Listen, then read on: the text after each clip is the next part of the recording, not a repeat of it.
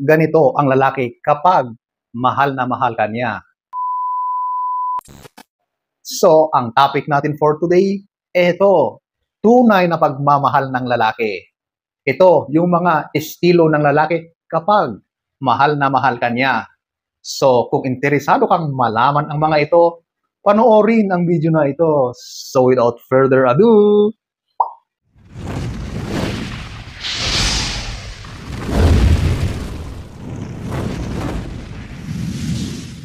so, eto ating alamin ang mga estilo ng lalaki kapag na-in love na yan. So, eto, huwag na nating patatagalin. At number 1, eto yung nag-aayos na ng sarili. Oh, yan talaga ang unang-unang gagawin ng lalaki kapag siya na ay tinamaan ni Cupido. Kaya kung dati-dati wala siyang pakialam kung ano man yung itsura niya, dati-dati nagsusuot lang yan ng t-shirt or kaya nakasando, naka-shorts kapag lumalabas. Wala, okay lang sa kanya yon. Pero ngayon, noong dumating ka sa buhay niya at talaga namang siya ay tinamaan, eto na siya, bigla na siyang nagbago. Alam mo ang lalaki, kapag yan talaga ay nai-in love, marami ang nagbabago sa kanya. Marami siyang ginagawa para magpa-impress sa babaeng kanyang natitipuhan. At ito ang isa, yung kanyang sarili mismo. Oh, di ba? Kadalasan, nag-uumpisa yan sa kanyang pananamit. Oh, di ba?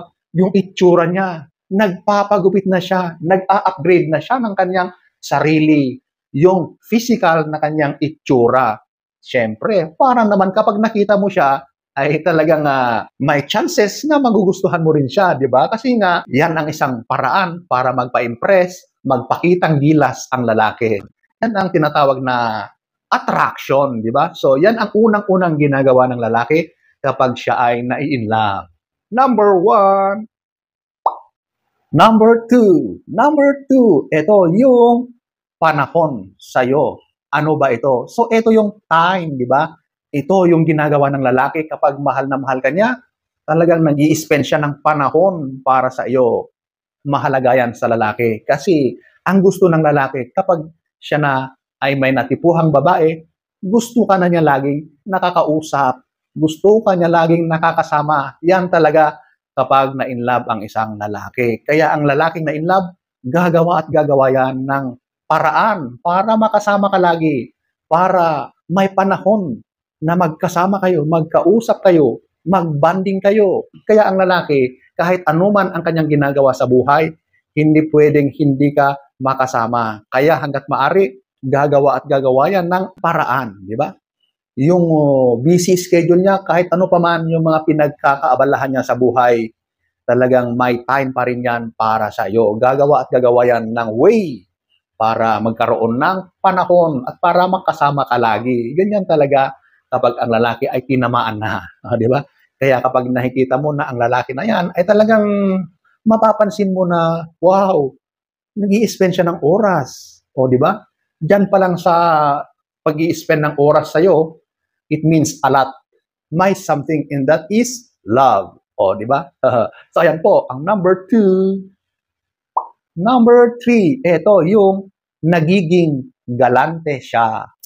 Ang lalaki, kapag may natipuhang babae yan, isang way ng pagpapa-impress sa kanyang babaeng minamahal ay yung pagpakita, pag-treat sa babae. Itong pagiging galante ng isang lalaki, isang way ito ng kanyang pagpapa-impress. Of course, gusto niya na ipakita sa'yo na kaya kang i-treat, di ba? Na meron siyang kakayahan. Sa dating stage pa lang, kapag first date, tapos wala man lang siyang maiambag, iaasa pa sa babae. Nako, wag na wag ganun. Turn off na turn off yan para sa babae, di ba? Kaya hanggat maari, kaming mga lalaki, talagang magpapakitang gilas kami. Kung talagang medyo mahigpit ang budget, gagawa kami at gagawa ng paraan para ipakita na kaya naming gumastos. At isa yan sa ginagawa ng karamihan sa mga kalalakihan. Ang lalaki, hindi niya iniintindi kung siya man ay mangungutang, gagawin niya para lang ipakita niya na mahalaga ka sa kanya. Oh, di ba? Ganyan ang lalaki kapag nagmahal. Gagawin at gagawin niya ang lahat para maipakita niya sa kanyang minamahal na kaya niyang i-treat, na kaya niyang i-provide ang mga simple at basic na mga ganyang mga bagay, di ba?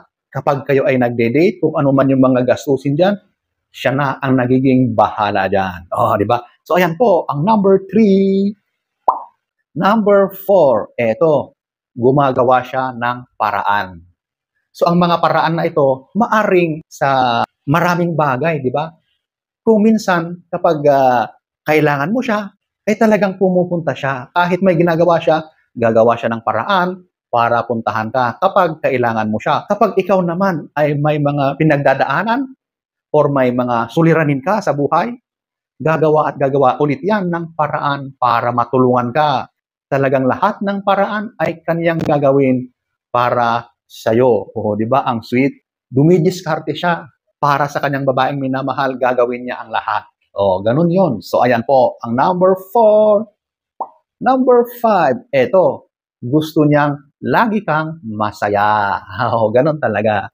Alam mo, wala namang ibang ninanais ang lalaki, kundi ang maging masaya ang kanyang minamahal. Di ba?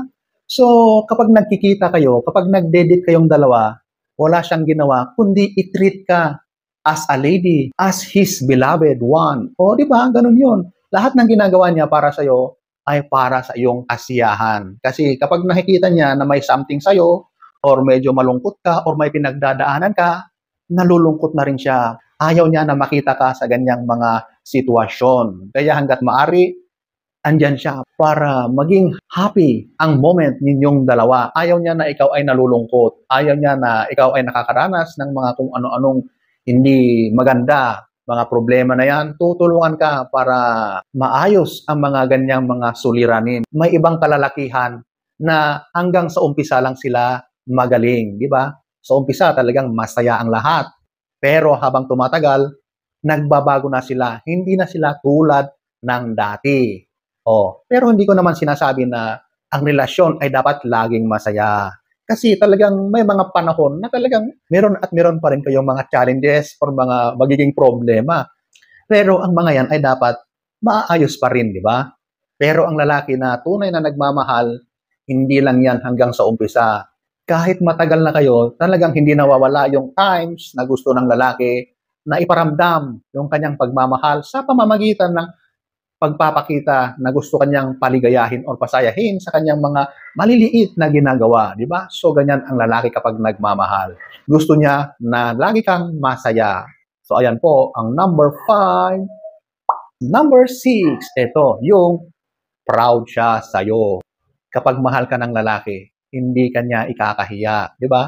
Proud na proud siya sa'yo. Kung lalabas kayo, talagang gusto niya na kasama ka. Gusto niya, hahawakan pa niya ang kamay mo or aakbayan ka pa niya. Ganyan, ka-proud ang lalaki sa'yo kapag mahal ka. Minsan nga, talagang ikwepento ka pa niya, ibibida ka niya sa kanyang tropa.